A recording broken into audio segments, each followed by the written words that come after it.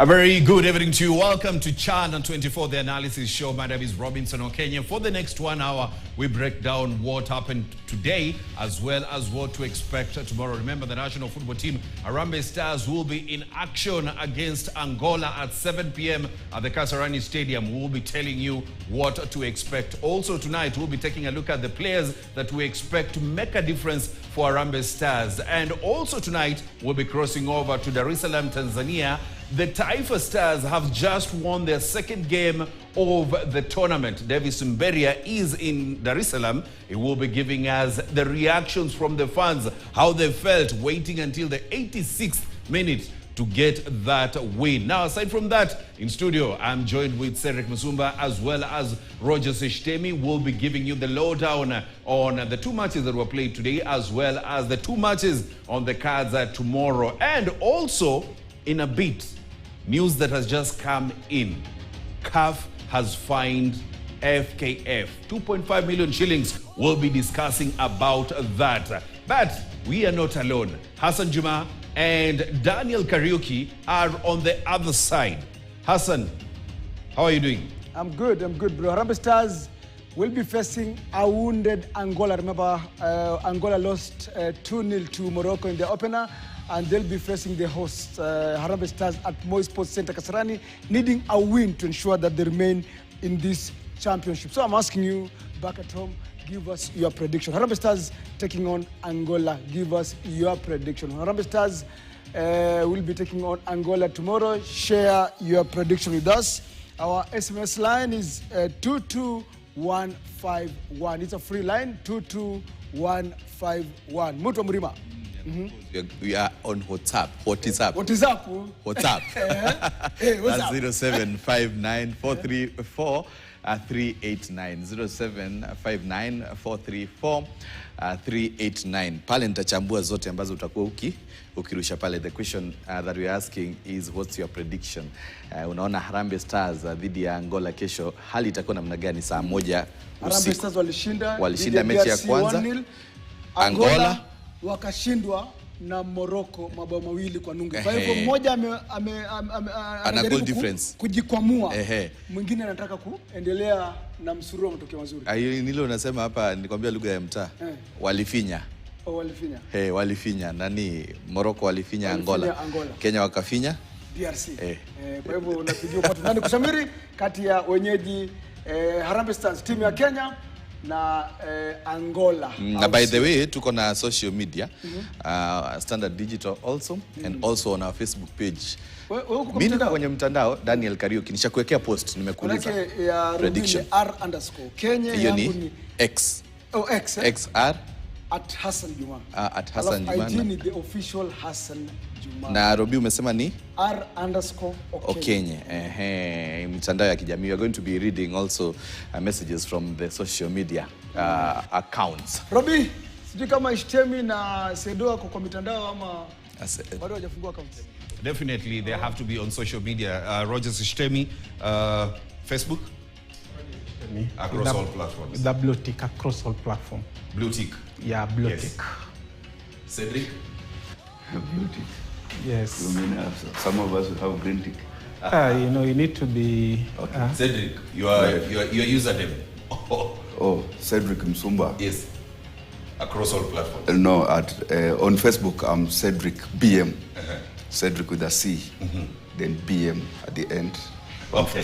Gentlemen, I want us to get into our conversation tonight, and we want to begin with the news that CAF, that is the Confederation of African Football, has fined Kenya, that is FKF to be specific, 2.5 million number of breaches. FKF has been fined by the Confederation of African Football 2.5 million shillings for a number of breaches. So let me quickly go through the breaches. One, security breaches at restricted areas, and then unauthorized stampede at Gate 11. Remember, these breaches are from Kenya's first match at CHAN 2024. That was against DR Congo on 3rd at Kasarani Stadium. So unauthorized stampede at Gate 11, and then there was a motorbike maneuvering through the crowd. Those are not the only breaches that were seen.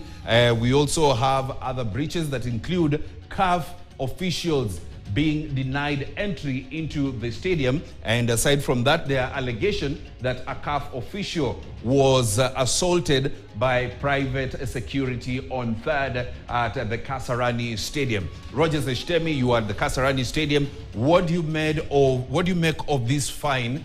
Let me begin with Cedric. What do you make of this fine that CAF has imposed on Kenya? You know, CAF is behaving like also they were not prepared when they were coming to Kenya. You know, Kenya is a CAF that was not prepared, or Kenya? CAF themselves. They need actually to have done their feasibility study. They're actually coming to Kenya to meet an aggressive society. And in Kenya, actually, guys, things are really moving time by time. Remember, they are here talking about the motorbike. That was not clearly communicated to fans even before. But why should have among those rules, I remember the rules that were stipulated out there. No any other rule that has actually come clearly here that was breached. We are actually being told of the rules that were not among the rules that were shared to the fans before they were accessing the stadium.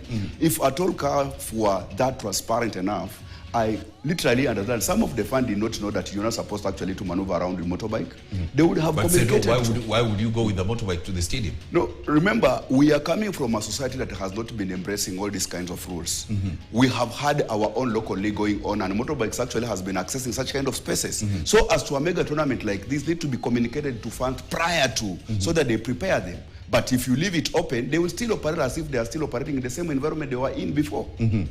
Eshtemi, you are at the stadium on 3rd, and these things that, rather these breaches that CAF has highlighted, they happened, and you witnessed some. So, do you feel that probably 2.5 million is hefty for Kenya? I think it's not hefty. That's minimal because Kenyan like taking things very casual, and already you have been given a warning by CAF. That's just one of it. So the remaining matches, we need to be more cautious on what we do.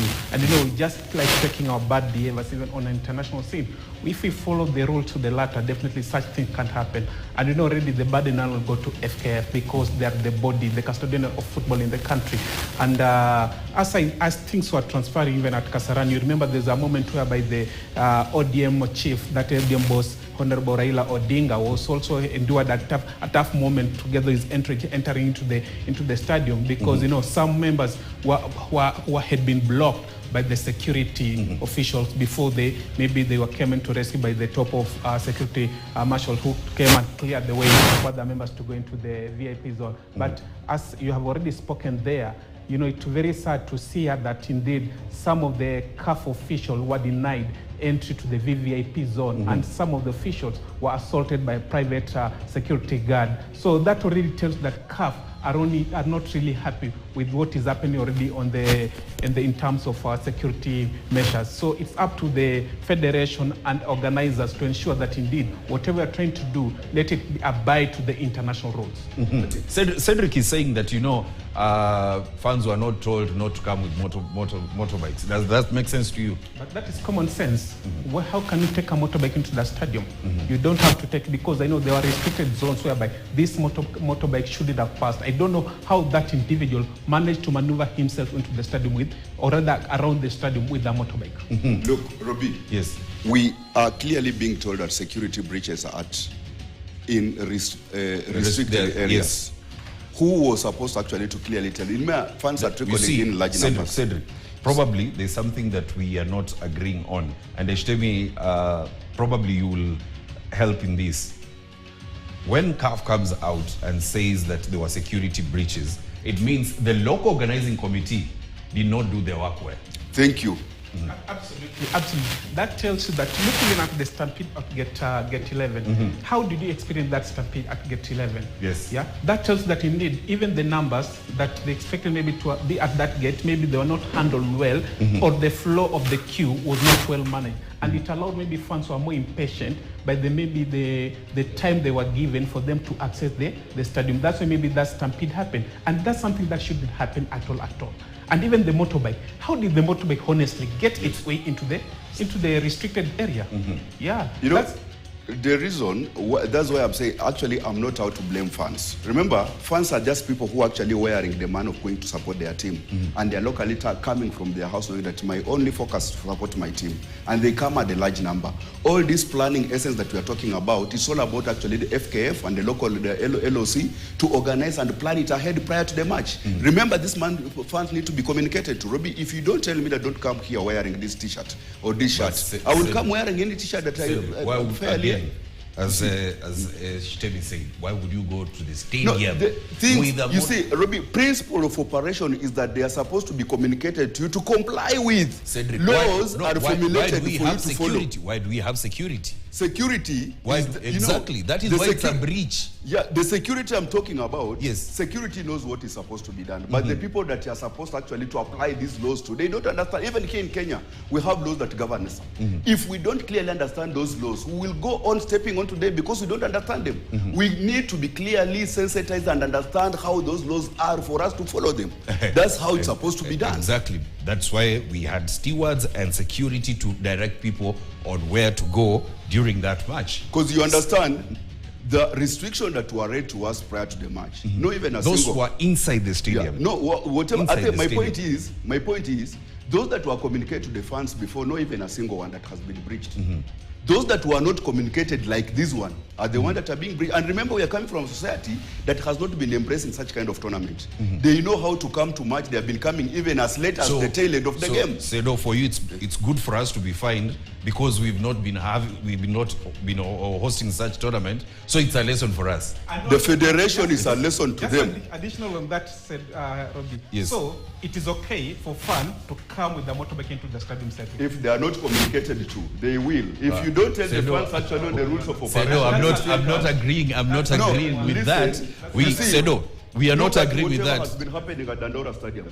Doesn't fans go to the Dandora Stadium with a motorbike? But so the culture that these fans actually has a must to is to go into stadium with that kind of tools. You need to tell them that these are different kind of aspect. You need to change your behavior. But if you don't tell them, they'll still... FKF has operated with the fans coming to stadium with motorbikes. Why do we have security who have been hired by the local organizing committee to show people where to go, when if you're coming with this, you'll be, told not to enter? Why do we have that? It's hard, Robbie, to manage a crowd that has not all over sudden. It's not hard. Now, let's switch over to the other end. Hassan Juma. Hassan Juma, will you go with a motorbike to the stadium? Why would you even have a motorbike in the stadium in the first place? I mean, come on. This tournament belongs to the Confederation of African Football, CAF. They have their own regulations. Just abide by those regulations. Simple and clear. And also, why would we? And also, before you move to Tanzania, surely, are you going to watch with a motorbike? And again, must we continue with our bad behavior so that it is something that happens? Sure. Davis Beria, mambo vipi? Najua wenyeji Tanzania wanasema hapatoki mtu Dar es Salaam. Uga wa Benjamin Mkapa hapatoki mtu. Wamesubiri hadi dakika za lala salama na kutoa ushindi dhidi ya Mauritania katika mchuano wao wa pili. Hao ni wenyeji au sio? Kwa pamoja, maanake ni Kenya, Uganda na Tanzania. Mashabiki wanasemaje? Maanake naangalia nyuma yako nyuso zimekunjana hawana raha, lakini wametoa ushindi. Sijui wanasemaje mashabiki. Weka chini kidogo kwanza. Naam, Hasani, mambo ni makubwa hapa katika uga wa Benjamin Mkapa, eneo la Temeke, jijini Dar es Salaam. Wanasema kwamba wameweza kumwangusha mwana Mauritania kafa baka ila kazikwa nyao. Baada ya dakika 90 wanatoa ushindi wa pili katika kundi ba, kundi ambalo sasa hivi wanaongoza wakiwa na alama jumla ya 6 na wamejihakikishia nafasi kubwa kuweza kufuzu katika hatua ya 16 bora. Kapombe akifanya mambo yake kuwalewesha mabeki wa Mauritania katika muda wa lala salama. Na pakubwa, acha nizungumze tu na baadhi ya mashabiki ambao walifika leo katika uga huu wa Mkapa kuweza kushuhudia mechi hiyo, na wanahisi vipi. Manake kipindi cha kwanza mambo hayakuwa mazuri, ila kipindi cha pili wakati wamekata tamaa eti maazimio yao yakawekwa juu, furaha ikatanda, uga ukaweza kuwa nderemo kubwa zaidi. Karibu kwenye KTN, tuanze tu kwa majina kaka, kisha mechi ya leo imekuaje? Naitwa Msafiri Chuma. Mechi ya leo kwa kweli tumefurahi sana. Tunafurahi sana kwa sababu tulikuwa tumeshakata tamaa kabisa. Dakika za mwisho kijana amefanya vitu vyake. Tunafurahi sana. Makubwa, wewe kipindi cha kwanza na cha pili, dhamira gani ilikuwa hasa kichwani kabla ya mechi hiyo bao kufungwa? Dhamira ya pili, ya kwanza kipindi cha kwanza kilikuwa kicha kawaida, alikuwa na kaba sana, lakini kipindi cha pili tulikuwa tumeshakata tamaa. Nilikuwa najua kabisa tena nyumbani bila, lakini Mungu si Asumani. Kijana amefanya mambo yake. Nimefurahi sana. Nani amekupendeza katika mechi hiyo? Huyo aliyofunga ndio huyo alionipendeza. Amekupendeza zaidi. 16 bora mtafanya vizuri kama kawaida. Shukrani zaidi. Nizungumze tu na shabiki mwingine. Kaka, naona majina, kisha mechi ya leo imekuaje? Mwingi wa Rehema alimaarufu pasi milioni. Kwa kweli namshukuru sana Mwenyezi Mungu mwingi wa rehema. Target yetu wa Tanzania tuingie kwenye finali, ikiwezekana hata nusu finali. Yani sana ni kunyanyua kwapa. Ili unyanyue kwapa lazima upitie kwenye mitihani hii. Kwa kweli nawapongeza sana wachezaji wangu kwa sababu mechi ya kwanza na Bukinabe walitumia nguvu kubwa sana. Hata sisi mashabiki tutumia nguvu kubwa sana katika kushangilia na nini. Lakini leo kipindi cha kwanza wachezaji wangu hawakuja ile kisasa inavyotakiwa. Kipindi cha pili kadhalika vile. Lakini baadaye na hata alivyotoka Goma kidogo aliongezwa kidogo, maji kidogo alikuwa kwake mazito, lakini nafikiri walimu waliligundua hilo, pamoja naye kuumia akafanya sababu ya maana. Tukaona timu ilivyocheza, timu imejituma ile sawa. Kwa kweli mchezo wa mpira ukifanya makosa unaadhibiwa. Show me the way. Beki ambaye anaeleweka na mzoefu kwenye mashindano kama haya ametupa alama 3. Kwa kweli ni jambo la kumshukuru Mwenyezi Mungu, na hata Mauritania sio timu ya kubeza, wana timu nzuri na target yao walitaka wafufukie kwetu sisi. Lakini wakujua kwamba sisi wa Tanzania safari tutawafufua. Ndo maana yake, wakujua kwamba sisi tumekuja kivingine. Kwa kweli namshukuru sana Mwenyezi Mungu kwa hichi tulichokipata. Aliokula amekula. Kwa kweli nimefarijika, nimefurahi sana. Tuna mechi Jumamosi, tuna mechi Jumamosi ijayo. Kwa kudura zake Mwenyezi Mungu naona kabisa tutakuwa tuko juu kama mlima Kilimanjaro. Nimefarijika, nimefurahi sana kakaangu. Haya, mlima Kilimanjaro kaka, jongea tu kidogo, umepiga crown fulani na maanisha kwamba jeshi la huyu mwana Taifa Stars bwana. Kwa majina tu haraka, kisha mechi leo imekuaje? Kwa jina naitwa Salumu, jina maarufu la ushabiki Lete Mzungu. Sisi wa Tanzania tumefurahi, tumefarijika. Leo tumechukua pointi 6 na tuna imani kabisa katika kundi letu tunataka tuongoze, na Jumamosi tunataka tupate pointi 9. Yaani tunataka wote tuingie katika uwanja wa Mkapa tufanye lolote inavyowezekana, tunapata pointi 3. Hatumwachi mtu salama. Sisi ni wenyeji, tunataka pointi 3 kila mechi. Emedi kocha pengine abadilishe wapi tukiingia Jumamosi? Emedi Moroko anakwenda na kila timu inavyoingia yeye ndo anavyoisoma. Kwa hiyo kila inavyokuepo, kama hii unaona ametupa wakati mgumu sana kipindi cha kwanza. Kipindi cha pili amefanya mabadiliko. Ya kwanza aliyofanya yalikuwa mazuri, akamtoa yule kijana ambao sio mzoefu, kaingiza mwingine. Tumefanya vizuri. Shomari kapiga goli, tumepata pointi 3. Kwa hiyo pointi 6 sisi alhamdulillah. Tunashukuru. Asante sana. Huyo ni baadhi tu ya mashabiki ambao wamefika hapa, wametoka hapa ndani na wanasema kwamba liwe liwalo, wakati wanaingia katika mechi yao ya 3 watakuwa na saka ushindi. Na hapa kubwa kwa pamoja mnasema kwamba Taifa nguvu moja. Haya, nguvu moja bwana, kutoka katika uga huu wa Benjamin Mkapa jijini Dar es Salaam. Narejesha kwako Hassan Juma, tuendelee na sisi sherehe hapa jijini Dar es Salaam. Kwaheri. Bila shaka jirani ni raha, vifijo, nderemo. Hapo nyumbani ni kwi na faini ya milioni 2.5 kutoka shirikisho la soka barani Afrika CAF.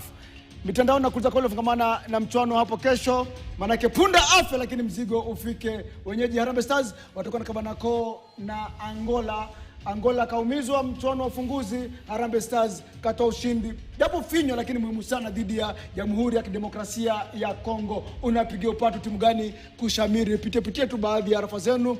Harambee Stars all the way, Frank Jenga from Kigumo, Milan Wanyalenda, Harambee juu, Harambee Stars 2, Angola 1.